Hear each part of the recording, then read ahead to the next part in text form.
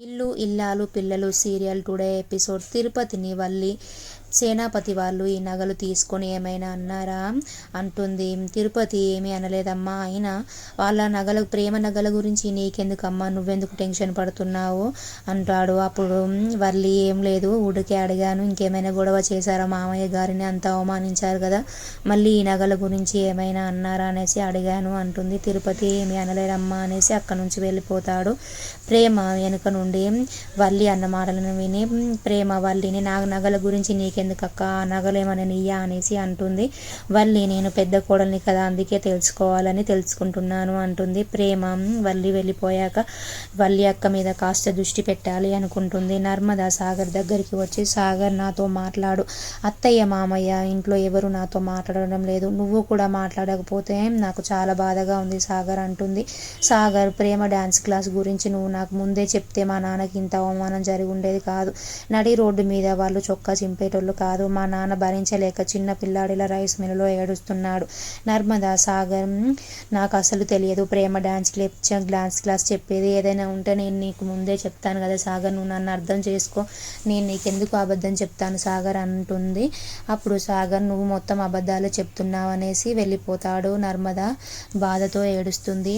Valli భాగ్యంకి phone చేసి, ప్రేమ నగలు నా నగలు చేంజ్ చేశానమ్మా, కానీ ప్రేమ వాళ్ళ అమ్మ నాన్న ఆ నగలని గుర్తుపట్టలేదు అనేసి చెప్తుంది. ఓకే అమ్మాయిగా నీకు ఆ నగల టెన్షన్ అనేది పోయింది అనేసి చెప్తుంది. వల్లి వాళ్ళ అమ్మతో నర్మద ప్రేమతో అత్తయ్య మామయ్య మాట్లాడడం లేదు అనేసి చెప్తుంది. భాగ్యం చాలా సంతోషపడుతుంది.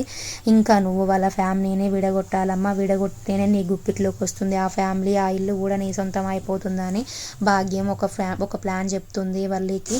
ఓకే అమ్మ, నువ్వు చెప్పినట్టుగానే నేను ఆ ప్లాన్ని ఫాలో అవుతాను అనేసి వల్లి చెప్తుంది. ప్రేమ ధీరజ్ అన్న మాటకి ప్రేమ బాధపడుతుంది. ధీరజ్ అప్లికేషన్ ఫామ్ తెచ్చి ప్రేమకి ఇస్తాడు. ప్రేమ అప్లికేషన్ ఫామ్ని చించేస్తుంది. ప్రేమ ధీరజ్తో, నేను నీకేమవుతానని నా గురించి నువ్వు ఆలోచించడానికి, నేను ఒక రూములోని వస్తువులాగే నన్ను చూస్తున్నావు అనేసి ప్రేమ బాధపడుతుంది.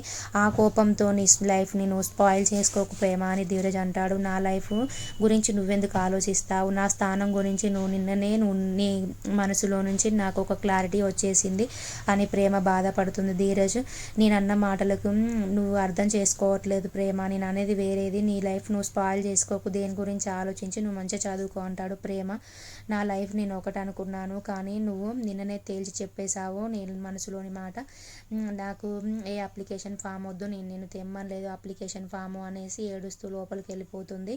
చందు దగ్గరికి వల్లి వచ్చి బ్యాగులో బట్టలు సదురుకొని బయటికి వెళ్తుంటే, రామరాజు వల్లి అమ్మ ఎక్కడికమ్మా బ్యాగ్ సదురుకొని వెళ్తున్నావు అనేసి అంటాడు.